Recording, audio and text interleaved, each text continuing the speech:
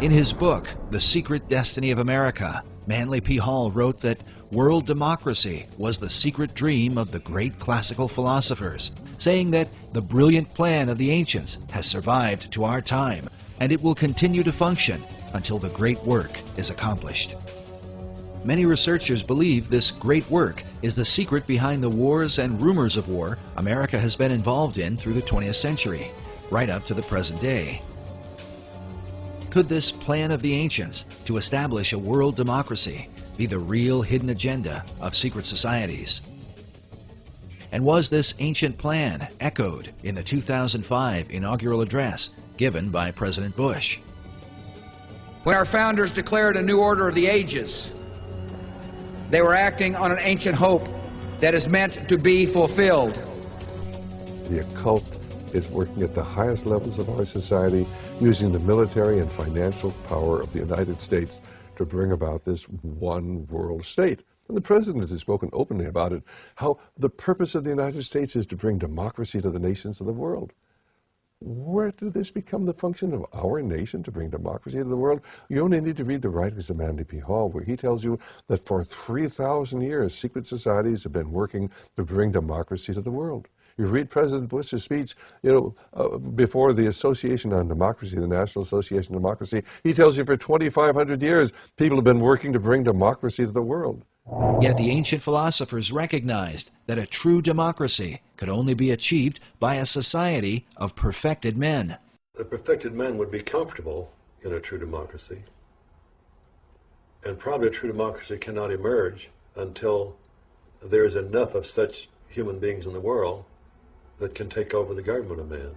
It will be that kind of leadership. It'll be like Plato's vision of the philosopher king, the man who has wisdom and the man who has power. Democracy has the occult promise of a fair world to live in. Now, you mentioned the occult promise. How would you define a term like that for an audience who's...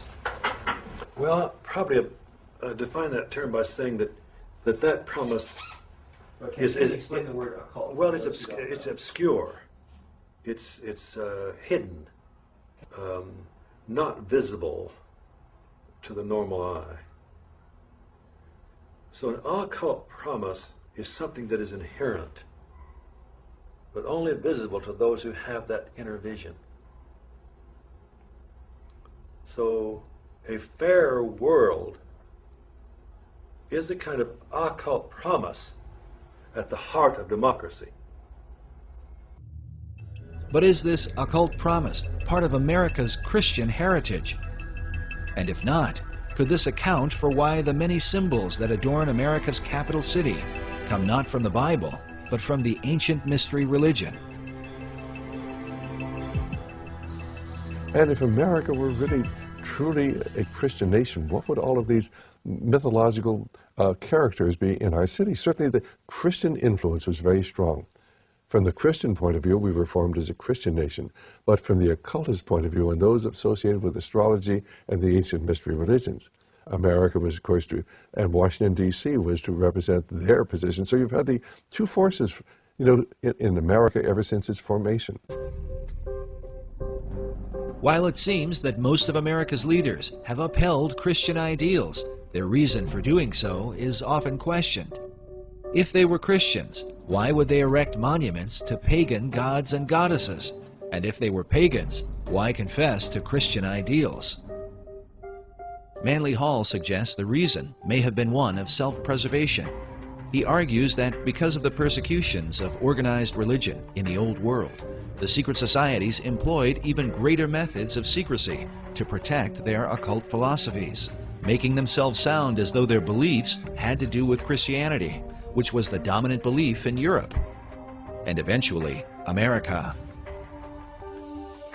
He says the pagan intellectuals reclothed their original ideas in a garment of Christian phraseology, but bestowed the keys of the symbolism only upon those duly initiated and bound to secrecy. It is for this reason that all secret societies have an initiation process whereby members are bound by blood oaths not to reveal the secrets of the order. A chief factor that contributes to confusion about the beliefs of America's founders is the presence of Rosicrucianism. The Rosicrucians are a mystical, arcane society that played a major role in the development of Freemasonry. The rose and cross, which symbolize the society, are also the source of its confusion.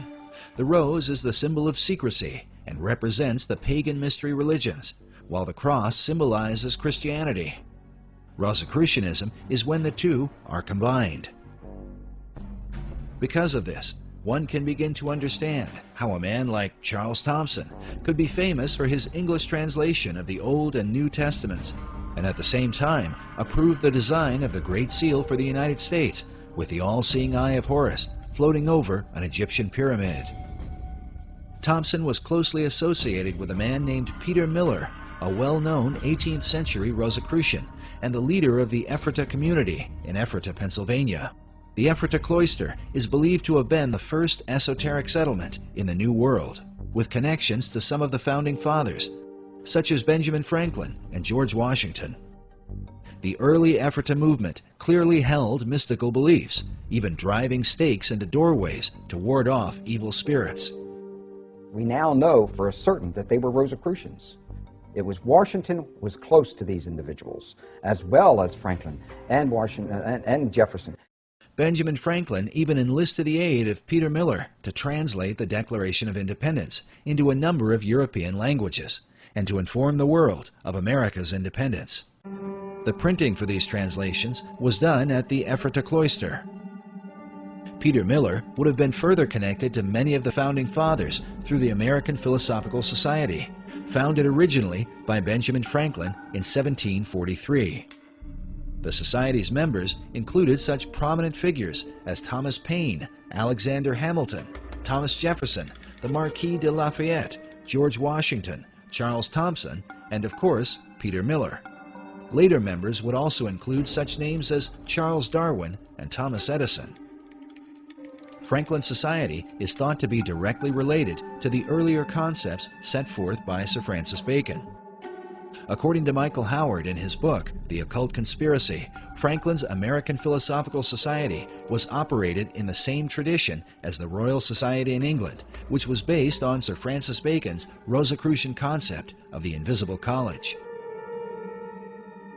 In the history of the Royal Society, they refer to the beginnings of the Royal Society came from a group of people who called themselves the Invisible College. The Royal Society was brought in after Bacon's day. In fact, Bacon had been dead, I think, about 50 or 60 years, and the Royal Society was then brought in. How it happened, I believe, was, well, in fact, it's documented so solidly that you can buy, there's a book written by Thomas Sprat, who was the first president of the Royal Society. So this goes back to the early 1700s, and he wrote a history on it. And he acknowledged there that Francis Bacon was the originator of the idea. The purpose of the Royal Society of London was to further Bacon's advancement of learning through scientific investigation. It is without question, however, that some of their work led to the metaphysical and the occult. And then we find that the Rosicrucians called themselves the Invisible Brotherhood, and the College of Rosicrucians was therefore, or was called by them, the Invisible College.